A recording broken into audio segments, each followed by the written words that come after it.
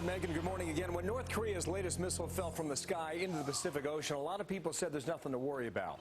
Some experts say just a few nuclear warheads fired into orbit above the United States would be enough to wipe out our nation's electrical grid. They call it an EMP, and we're going to describe it to you the following way based on this animation. As the U.S. goes in, or the map goes in, rather, in the United States, you see the areas that light up bright. And then the electric grid would feel the impact of the EMP, then everything goes to darkness, literally. My next guest says a rogue nation doesn't have to hit our territory to destroy that grid. William Forstian, an expert in what's called an electromagnetic pulse. He's also the author of the book 1 Second After. Sir, good morning to you. You out there? Good morning. How are you doing I'm today? doing fine. Listen, is North Korea capable of this? Fully. We are dealing with at least two rogue nations. On February the 3rd, Iran launched a satellite. That missile is an ICBM. North Korea is obviously preparing to have ICBMs.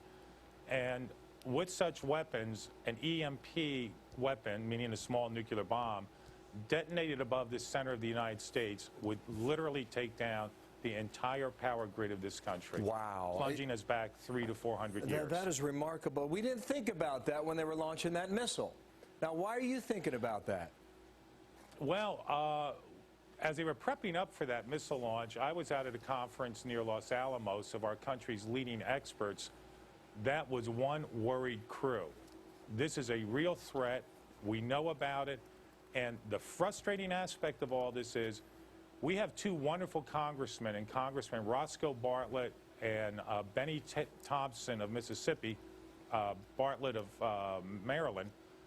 They had a commission that put reports out on this years ago that projected 90% of all Americans could be dead within a year after such an attack. What are we doing, or what are we working on to prevent it? Nothing.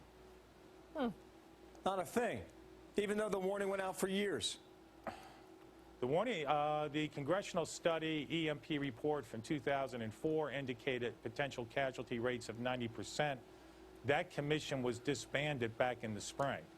And I would have to speak again for Congressman Bartlett and Congressman Thompson and many others who are begging at this point for reinstituting the commission, getting House Armed Services Committee off their backsides and moving to create a defensive shield for the United States and to prepare for what you said before the break, which is this would be a nationwide Katrina event. How would you prepare the nation for some sort of missile shield? Well, what do you develop? I recommend people listening. I know some people think this might sound a bit like sci-fi. Go on Wikipedia for half an hour. Look up electromagnetic pulse. Go on my website, 1secondafter.com.